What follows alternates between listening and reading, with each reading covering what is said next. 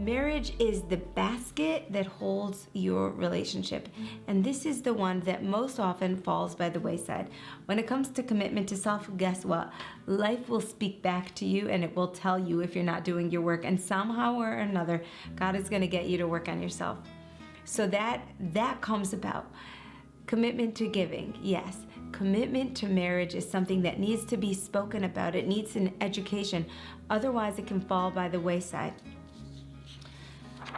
When you have commitment to marriage, you're creating a sense of the sacred space between the two of you. How do you do this? The most popular one, weekly dates. You need to have time that you spend just the two of you. Why?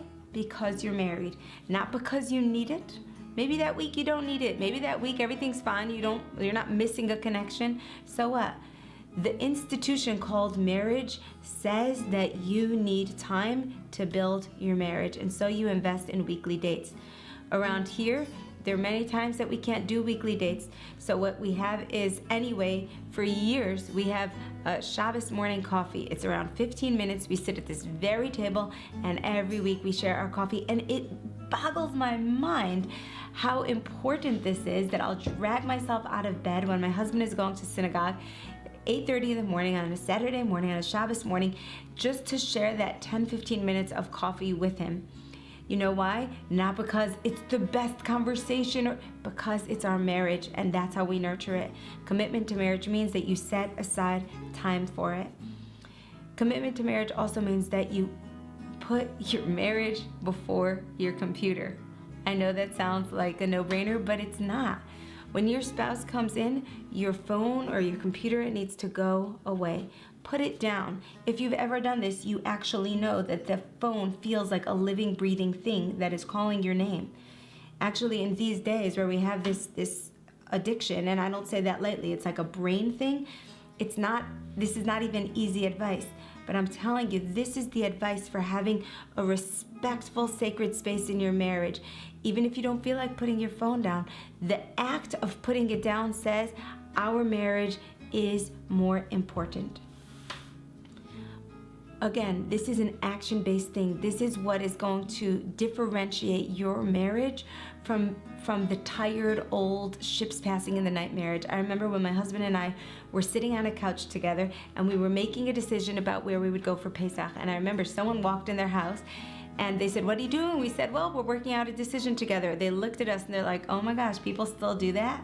Like they still sit together and make a decision? This is great. This is great stuff, you know?"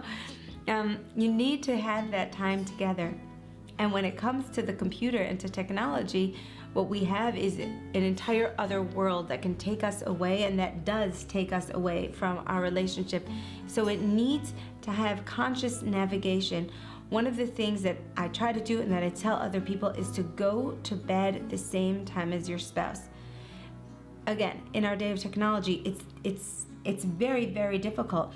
Even way before we ever had computers and phones, women wanted quiet time. You know, someone has to, or people want quiet time. Someone wants to stay up and read a book and just do their own thing, and the other one gets into bed and they conk out. At the end of the day, very often you just need a chunk of alone, and that's the human condition. So how do you hold the sacredness of your marriage and this construct when you have these competing needs and desires?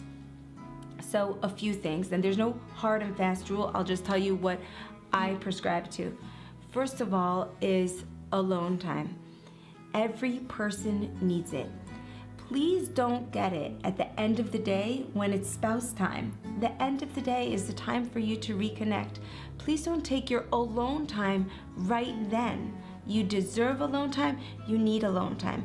Maybe take it from 10 to 11 and then have from 11 to 12 with your spouse.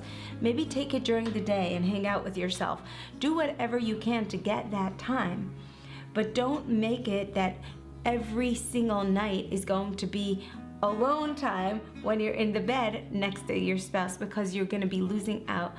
When I think about it, I think of how many people want to be married, how many people are single, dying to get married. And here, if you are listening to this and you are married, you have the greatest gift right next to you. Don't squander it.